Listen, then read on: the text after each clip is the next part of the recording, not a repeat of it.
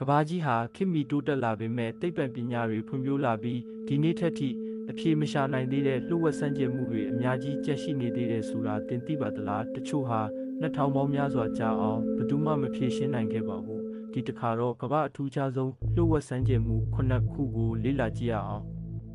ပထမဆုံးတစ်ခုကတော့လူသိအများဆုံးဘာမာတိကန်ပါအတ္တလန်တိတ်သမုဒ္ဒရာတွေကဒီနေရာဟာတင်မောနဲ့လေရင်ပေါင်းများစွာတဲလွန်ဆမရှိပဲပျောက်ကွယ်သွားတဲ့နေရာအဖြစ်ကြော်ကြားပါတယ်1949ခုနှစ်ကအမေရိကန်ဘုံကျဲလေရင်9ဆင်းတပါးပျောက်ကွယ်သွားခဲ့တယ်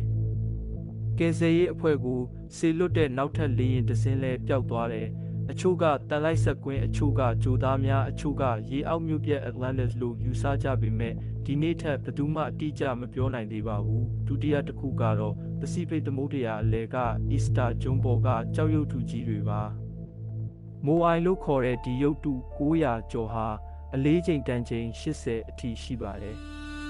တချို့ဟာအမြင့်ပေ30အထိမြင့်ပါတယ်ဒီရုပ်တုတွေကိုဘယ်သူတွေထုလုပ်ခဲ့တယ်လဲဘလို့နီးပညာနဲ့တည်ယူစိုက်ထူခဲ့တယ်လဲဆိုတာကဒီနေ့ထက်လျှို့ဝှက်ချက်အဖြစ်ကျန်ရှိနေပါတယ်ဒေတာခန်တွေရဲ့ရိုးရပုံမြင်တွေအရရုပ်တုတွေဟာသူတို့ဘာသာလမ်းလျှောက်လာတယ်လို့ဆိုကြပါတယ်တတိယတစ်ခုကတော့လက်ဘနွန်နိုင်ငံကဘီလန်ကကြောက်တုံးကြီးများပါဒီနေရာမှာအလေးချိန်တန်ချိန်800မှ1600ကြားရှိတဲ့ကြောက်တုံးကြီးတွေတည်ရှိပါတယ်ခန့်မှန်းကြည့်ရင်ဘိုးအင်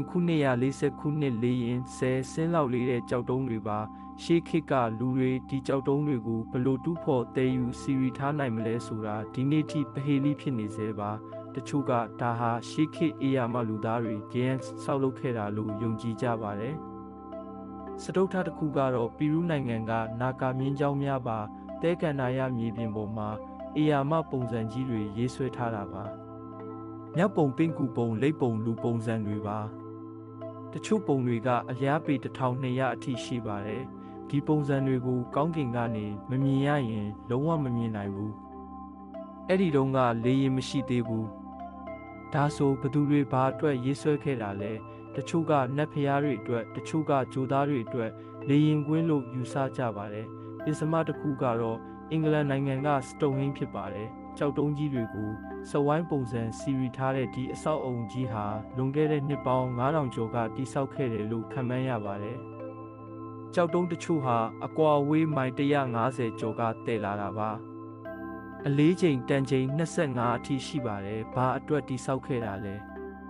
နက္ခတ်တာရပြကြည့်စဉ်နတ်ကိုးကွယ်ရာနေရာယောဂကူဆေးရုံဇာပနအခမ်းအနားနေရာဒီနေ့ထိအတိအကျမသိရသေးပါဘူးစထမတစ်ခုကတော့လန်ဒန်မြို့ရဲ့နာမည်အကြားဆုံးတမိုင်းဝင်လူတက်မှုပါ1888ခုနှစ်တုန်းကဂျက်ကင်တတူလို့အမည်ရတဲ့လူသက်သမားဟာအမျိုးသမီး9ဦးကိုရက်ဆက်စွာတပ်ဖြတ်ခဲ့ပါတယ်သူဟာရဲဌာနကိုလောင်ပြောင်တဲ့စာတွေရေးခဲ့တယ်သွေးနဲ့ရေးထားတဲ့စာတွေပါဒါပေမဲ့ဒီနေ့အထိဘယ်သူမှသူ့နာမည်ကိုမဖော်ထုတ်နိုင်ခဲ့ဘူးတန်တရားရှိသူ100ကျော်ရှိပေမဲ့ဘယ်သူမှအတိအကျမသိချပါဘူးသူဟာတမိုင်းမှာနာမည်ကြီးဆုံးလျှို့ဝှက်ဆန်းကျယ်တဲ့လူသက်သမားအဖြစ်ကြံရစ်ခဲ့ပါတယ်နောက်ဆုံးတစ်ခုကတော့ဘဟားမားနိုင်ငံဘီမိုရာရေအောက်မှာရှိတဲ့ကြောက်တုံးလမ်းကြောင်းပါရေအောက်မှာလူလုထားတဲ့ကြောက်ပြားကြီးတွေစီတန်းနေပါတယ်တင်မောကျင်းလန်ဒါမှမဟုတ်ရှေးခေတ်မြို့ပြည့်၏အစိပ်ပိုင်းလို့ထင်ရပါတယ်တချို့ကဒါဟာဒနာရီလာလန်ထဲမြို့ပြည့်ရဲ့အကျွင်းကြံလို့ယူဆကြပါတယ်ဒါပေမဲ့တချို့သိပ္ပံပညာရှင်တွေကတော့ဒါဟာသဘာဝအတိုင်းဖြစ်ပေါ်တဲ့ကြောက်တုံးတွေလို့ဆိုပါတယ်ဘယ်ဟာအမှန်လဲဆိုတာဒီနေ့ထက်ထိအငင်းပွားစရာပါဒါကတော့ကဘာပေါ်မှာဘယ်သူမှမဖြေရှင်းနိုင်သေးတဲ့လျှို့ဝှက်ဆန်းကျင်မှု9ခုရဲ့ဇလန်းပါဒီအထဲကတချို့ဟာနောက်တစ်ချိန်မှာအဖြေပေါ်လာနိုင်တယ်လို့တချို့ကလည်းထာဝရလျှို့ဝှက်ချက်အဖြစ်ကျန်ရစ်သွားနိုင်ပါတယ်ခင်ဗျားအတွက်တော့ဘယ်ဟာကအထူးခြားဆုံးလဲဘယ်လျှို့ဝှက်ချက်ကိုနောက်ထပ်သိချင်သေးလဲ comment မှာရေးခဲ့ပါဒီလိုဗဟုသုတဗီဒီယိုတွေဆက်လက်ကြည့်ရှုခြင်းရင် like နဲ့ follow လုပ်ထားပါကျေးဇူးတင်ပါတယ်နောက်ဗီဒီယိုမှာထပ်ဆုံးကြရအောင်